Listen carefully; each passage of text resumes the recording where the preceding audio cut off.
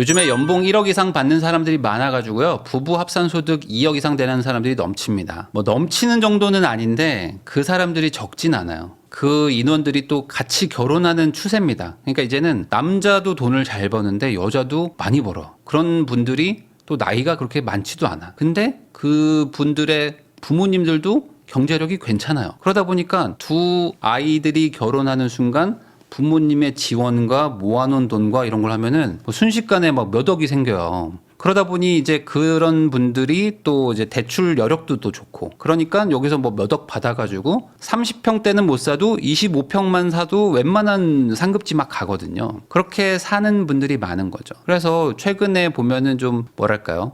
뭐 통계로 잡힌 건 아니지만 뭐 50대, 60대 이런 분들이 집을 파는데 30대 부부가 와서 사더라. 뭐 이런 얘기들도 많고, 그런 것들까지 따져보면은 참 뭐랄까 좀 이것도 양극화인 거지. 예. 결혼의 양극화가 지금 또 심하게 일어나고 있습니다. 예전에는요, 사실 제가 결혼할 때만 하더라도 한 12, 3년 전만 하더라도 남자는 그래도 좀 소득을 많이 보고 여자분들은 외벌이를 하는 분들도 많았어요. 처음부터 그냥 제 아내는 일을 안 했으면 좋겠어요 하는 남자들이 많았거든요. 그때는 한 12년, 13년, 한 20년 전만 해도 굳이 뭐 저는 뭐 맞벌이 안 하고 싶어요 라고 하는 남자들이 많았다. 근데 지금은 거의 없더라고요. 웬만하면 없어. 요즘에는 맞벌이는 당연하고 혹시 연봉이 어떻게 되세요? 이걸 되게 중시하는 그런 추세로 가고 있어요. 그게 당연히 집값이 비싸져서도 있고, 집값이 비싸진 거에다가 추가로 스타트하는 그 주거의 어떤 그 수준, 그리고 어떤 차, 여행, 먹는 거 이런 것들의 기준이 엄청 높아졌어요. 엄청. 저도 옛날 사람이라고 얘기하면 할 말은 없는데, 저도 이제 40대 이제 초반인데 40대 초반인 사람의 마인드로도 그래? 그래도 나는 뭐 빌라도 살 수 있고 뭐 아파트도 뭐 구축 아파트도 살 수 있고 약간 이런 마인드로 살았거든요. 그 결혼할 때 막 30대쯤에는 저 때만 해도 옛날 제가 막 완전 어릴 때 초등학생이거나 유치원생일 때는 되게 못 살았다는 느낌을 받은 게 있거든요. 반지하 살던 친구들도 많고, 뭐 단독주택에 뭐 2층에서 부모님이 뭐 월세에 사시고 그 밑에 집은 뭐 주인 할머니 있어가지고 걔네 집에 놀러 갔다가 주인 할머니한테 막 혼나고 막 이런 일들을 많이 겪었어요. 그리고 아파트도 막 엄청 많지 않았고, 제 나이 때만 해도 아주 어릴 때는 유치원 뭐 초등학교 저학년일 때는 아파트가 많지 않았어요. 그래서 그 아파트에 놀러 가서 거기 그 아파트에 놀이터가 있잖아요. 그 아파트의 놀이터에서 이 자기 그 거주하고 있는 아파트 애들하고 그 동네 애들이 다 같이 모여요. 다 같이 모여가지고 그냥 같이 놀았어. 그래서 그때는 경비 아저씨가 우리 아파트 애들이 아닌데도 불구하고 아닌데도 그냥 받아줍니다. 야, 니네들 와서 놀아. 야, 조용히 해. 막 이래. 그러면은 그때 우리가 뭐 했냐면 막 쓰레빠 던지고 막 이런 거 하잖아요. 뭐 비석치기 뭐 이런 거 하잖아요. 오징어 게임 이런 거 막 하거든요. 그런 거 하면은 막 소리 질러. 애들이니까 막 소리 지르잖아요. 그럼 뭐라 그래? 그 막 5층짜리 아파트가 많았죠. 그때는. 엘리베이터도 별로 없었으니까. 근데 그 동네 사람들이 애들이 놀이터에서 소리 지른다고 화내는 사람이 한 명도 없었어요. 그때는. 화를 내는 사람한테 화를 내는 사람도 있었지.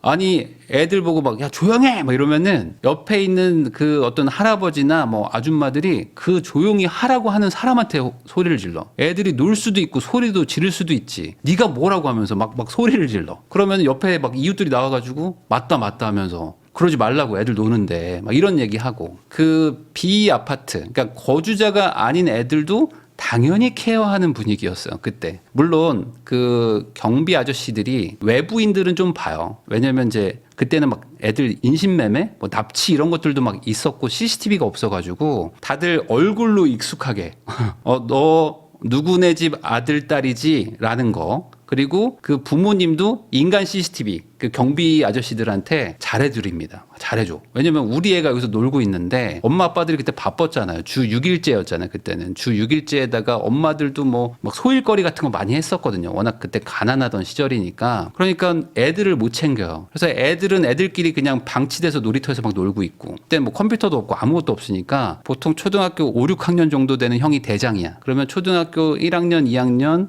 유치원 애들 이런 애들이 모여가지고 그 대장 형 밑에 밤에 군단이 모입니다. 그러면 야 오늘 뭐 할까? 뭐 줄넘기 할래? 뭐 아니면 뭐 비석치기 할래? 뭐 할래? 뭐 이런 거 하잖아요. 그럼 거기서 막 그러고 놀고 있어. 그러면 저기 어떤 애는 막 그네를 가지고 난 한 바퀴 돌릴 거야 막 이러고 타고 있고, 어떤 애는 그 빙글빙글 도는 거 있죠. 그걸 막 속도를 계속 내서 애들이 막 튕겨 나가고 있고, 어떤 애는 그 모래 놀이터니까 모래 파가지고 애 막 묻고 있고 막 그러고 있어. 두꺼비 집 만든다고 뭐 이러고 하고 있잖아요. 그러고 애들이 그냥 거기서 보육원처럼 놀고 있는 거야. 그냥 놀이터, 아파트 놀이터에. 그러면 인간 CCTV, 이 경비 아저씨들이 이렇게 쭉 보고 있습니다. 외부인들이 들어오나. 그러면은 누가 외부인이 들어오잖아요. 그때는 배달도 없으니까 아파트 외부인이 들어온다는 건 다 알거든요. 그럼 들어오면 경비 아저씨가 이제 쓱 붙어. 애들한테 혹시 가까이 가나 해가지고 쓱 붙어가지고, 그때는 뭐 변태 아저씨들도 많았고, 특히 여자애들 막 그런 거 추행하고 이런 사람들이 많았어요. 옛날에는 CCTV가 없으니까. 그러면 이제 경비 아저씨들이 이제 쓱 붙어가지고 나가시죠. 뭐 이렇게 하면서 막 내보내고. 그러면 이제 엄마들이 보통 뭐라고 합니까? 지금은 놀이터에 와가지고 애들 데려가지만 예전에는 그냥 엘리베이터도 없으니까 5층에서 뭐 예를 들어 영식이 엄마가 야 영식아 들어와 밥 먹어 하면은 애들이 막 집에 가.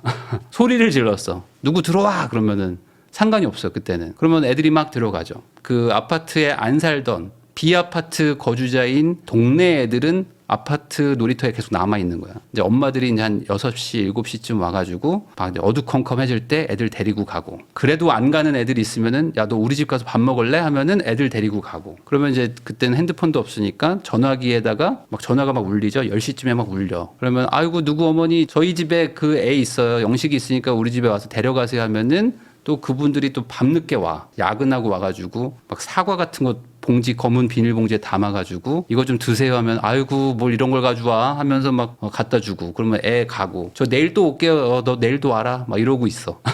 그러던 그 정교 문화가 있었지 그때는. 근데 지금은 그런 게 없죠. 그 우리 아파트에 사는 애가 아닌데 우리 아파트에서 놀이터에서 만약에 놀고 있다? 그거는 엄마들이 이건 못 참지. 이건 못 참고 무조건 얘네들은 쫓아내야 되는 존재 막 이런 식으로 지금 돼버린 거야. 물론 이게 뭐 정이 없다라고 생각하실 수도 있는데 사실 그걸로 인한 또 뭐 다른 부작용들도 많아지고 있다 보니까 이게 참 어려워집니다. 그래서 이게 어찌 보면은 과거보다 점점 더 이렇게 벽을 치고 살게 되고, 그리고 그 우리끼리라는 게 점점 더 강해지고 있는데, 이거는 우리나라가 발전하면서 일어나는 어쩔 수 없는 일인 것 같기도 하고. 그래서 예전에는 층간소음이 없었던 게 아니에요. 층간소음이 있었는데 모두가 뛰고 있었기 때문에 층간소음의 개념이 없었던 거죠. 그땐 다들 뛰고 있었으니까. 그때는 집안에서 아빠 엄마들이 다 담배 피고 그랬어요. 그땐 다 담배 피고 있었고, 애들 옆에서 사과 깎아 먹고 있는데 아빠가 옆에서 담배 피고, 좀 나가서 펴 하면은 그 발코니 가서 피고 그랬거든요. 그럼 발코니 창문 열고 이렇게 피고 있으면 옆집 아저씨도 같이 피고 있고, 그럼 거기서 또 이런저런 얘기하고 이제 피고 있고 막 이러고 있었어요.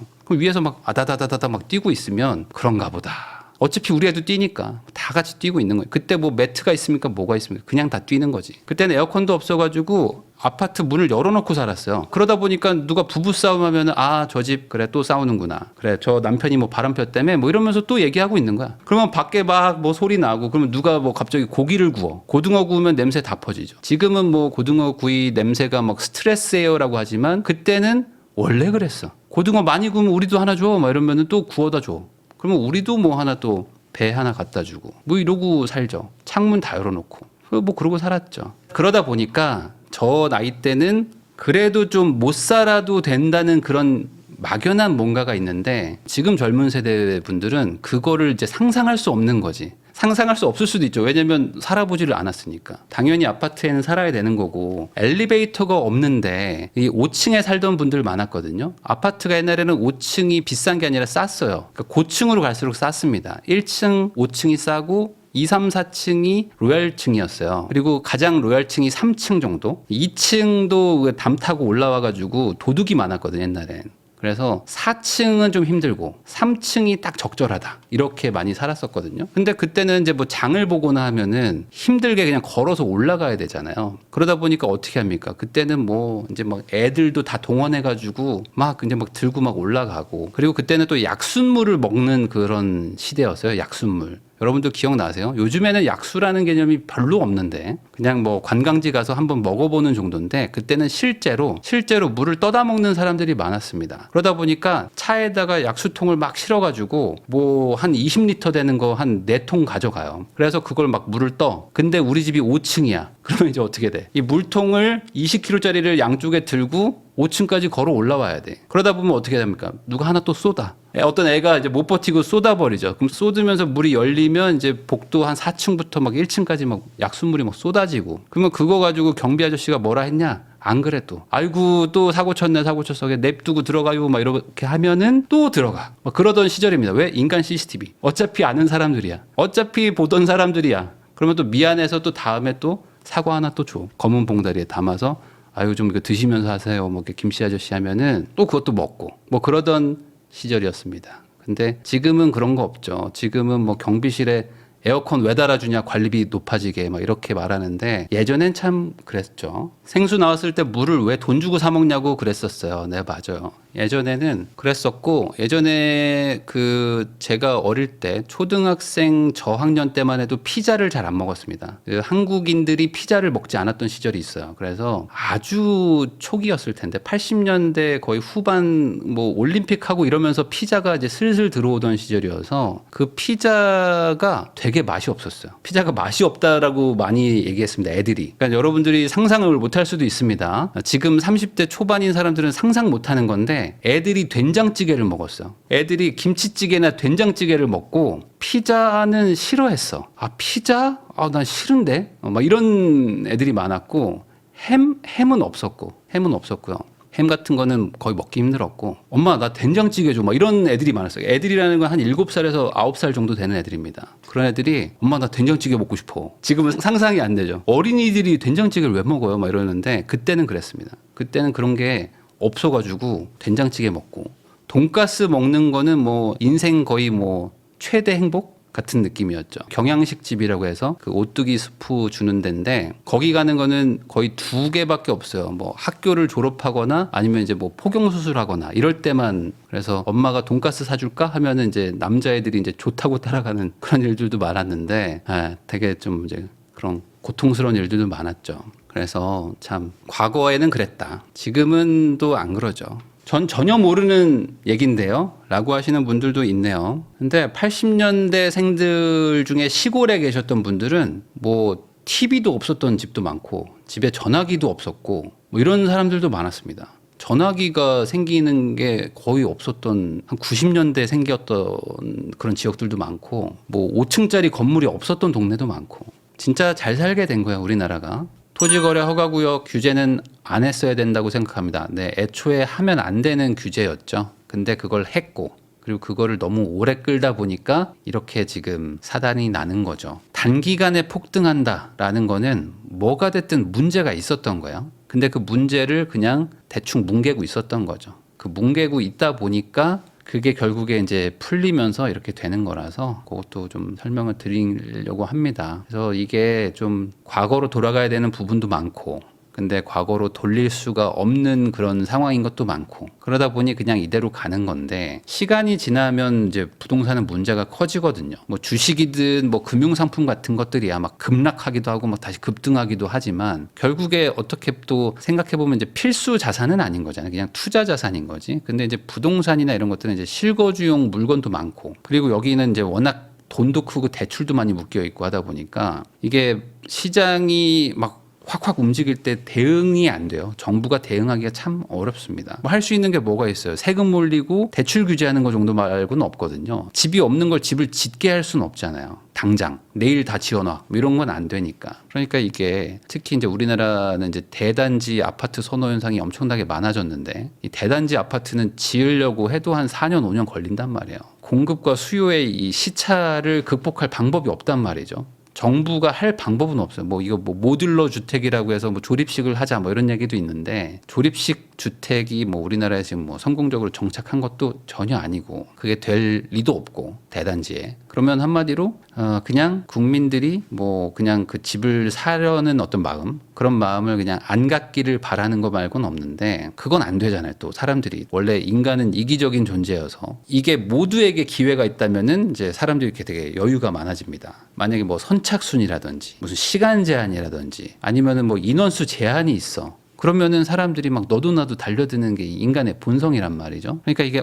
돈이 될 것 같은데 라는 느낌을 주면 그때는 이제 부동산 시장이 이제 또 꼬이기 시작하는 거예요. 그러니까 제가 항상 말하지만 주택 시장은 집값이 떨어질 때 공급을 더 많이 해야 되는 건데 어떻게든 공급하게 해주고 해야 되는 건데 그런 부분이 지금 잘 해소가 안 되는 부분이 많습니다. 그러면 이제 나중에 또 이제 또 문제가 생기는 것이고 지금 뭐 지방에 집이 남아 돌아요 뭐 미분양 넘치는데 뭔 건설사를 살려주냐 뭐 이런 얘기 하시는 분들이 있는데 그러면 또 문제가 생기는 겁니다. 지금 코로나 때 결혼식장 많이 망했죠. 코로나 때 결혼식장도 많이 망하고 그리고 이제 뭐 웨딩 업계가 많이 망했습니다. 그때 얼마나 많이 힘들었겠어요. 코로나 때 결혼을 못하게 하는데 결혼식을 못하게 했는데 그러니까 결혼 수요가 다 뒤로 밀려버렸죠. 그러다 보니까 이제 막 결혼하려고 하시는 분들 입장에서는 식장을 잡아서 결혼을 해야 되는데 낡은 결혼식장들은 있어요. 근데 거기는 안 가요. 못 가. 왜냐면 나는 이런 데서 결혼하고 싶은 마음이 1도 없었거든. 근데 이 수요는 그동안 쌓여버렸어. 그래서 사람들이 같이 동시에 몰려버리니까 조금 괜찮은 식장들 아니 물론 저기 가면 싼 데도 있어 막 시에서 빌려주는 데도 있고 구청에서 빌려주는 데도 있어 가면 뭐 몇십만 원에도 빌려줘 근데 저긴 안 가. 나는 내 결혼식은 저런 데서 할 마음이 없는데 그러니까 어차피 또 인생에 한 번인데 좋은 데 가야 되죠. 그럼 예전 같았으면 100명이 와가지고 여기를 고를까 말까 하던 거를 갑자기 200명이 와버린 거예요. 아니 인구도 감소하는데 왜 갑자기 수요가 몰려? 이런 상황이 꼬여버린 거죠. 그러면 웨딩홀을 급격하게 공급을 하면 되는데 여러분들도 한번 생각을 해보세요. 우리나라에서 웨딩홀을 신축해서 짓겠다는 사람 수요가 많을까요? 많지는 않겠죠. 물론 뭐 공격적으로 지어서 하는 분들도 있겠지만 이게 장기간 잘 될 거라는 보장이 없다는 건 여러분들도 저도 다 알잖아요. 우리나라에서 웨딩홀 사업이 앞으로 20년, 30년 잘 되진 않을 거잖아요. 그러면 공급은 안 된단 말이죠. 공급이 쉽지 않다. 이미 다 망해버려가지고. 그러면 어떻게 해야 됩니까? 사실 그렇게 망할 것 같은 어떤 업종이나 업계가 있을 때는 그 업종이 나중에 다시 꼭 필요하다면 어떻게든 살려놔야 돼요. 살려놔야지 정작 필요할 때 그 물건을 공급할 수가 있는 거죠. 그 지금 미국이 군함이나 전투용 배 있죠. 말 그대로 이제 군대나 뭐 경찰 이런 특수함 같은 것들 이런 것들을 만드는 거에 대해서 지금 되게 힘들어하고 있습니다. 왜냐하면 제조업이 완전 붕괴가 돼서 특히 조선업이 붕괴가 돼서 뭘 만들 수가 없어요. 지금 뭐 탄약을 만들거나 아니면 뭐 전투함을 만들거나 하는 것들도 뭐 설계나 이런 것들은 되지만 실제 시공이나 유지 보수가 지금 안 된단 말이에요. 그러면 미국이 그렇게 돈이 많은데 왜 이런 걸 하기가 힘들어할까? 왜 이거를 일본이나 한국 같은 동맹 국가한테 군함 유지 보수를 맡기려고 할까? 왜냐하면 이 군함이라는 건 완전 1급 비밀인데 이런 거를 유지 보수라는 건 안에 내부 구조를 다 알려줘야 되는 거잖아요. 이런 것들을 고려하게 만든 것까지 사실 어찌 보면 되게 심각한 상황이죠. 돈도 많은데 그 이유는 지금 이제 미국 내에서 그 말 그대로 기술이 다 끊겨버린 거죠. 그 옛날에 이제 미국 뭐 한 40년, 50년대 뭐 이럴 때는 미국인들도 기술자가 많았겠죠. 조선업 관련해서. 그때는 뭐 정말 빵 찍어내듯이 군함을 찍어내던 나라니까. 근데 그분들도 이제 다 나이가 많고 은퇴하고 돌아가시고 그 중간에 완전히 산업이 붕괴가 되면서 지금은 돈을 투자해서 만들고 싶어도 미국인들 중에 배를 만들 줄 아는 사람이 별로 없을 거 아닙니까? 그러니까 하고 싶어도 안 되는 거죠. 참 그 뭐랄까요? 이 인프라라는 거는 필요 없어 보인다고 해서 뭐 남아돈다고 해서 그냥 다 없애버려도 된다라고 생각하시면 안 되는 거죠. 그래서 지금 진짜 그 웨딩홀도 그렇고 막 그래요. 지금 뭔가 수요와 공급이 막 뒤틀리는 곳들이 많은데 이런 것들에 대해서 뭐랄까 너무 그냥 단순하게 생각하지 않아 주시는 게 좋을 것 같습니다.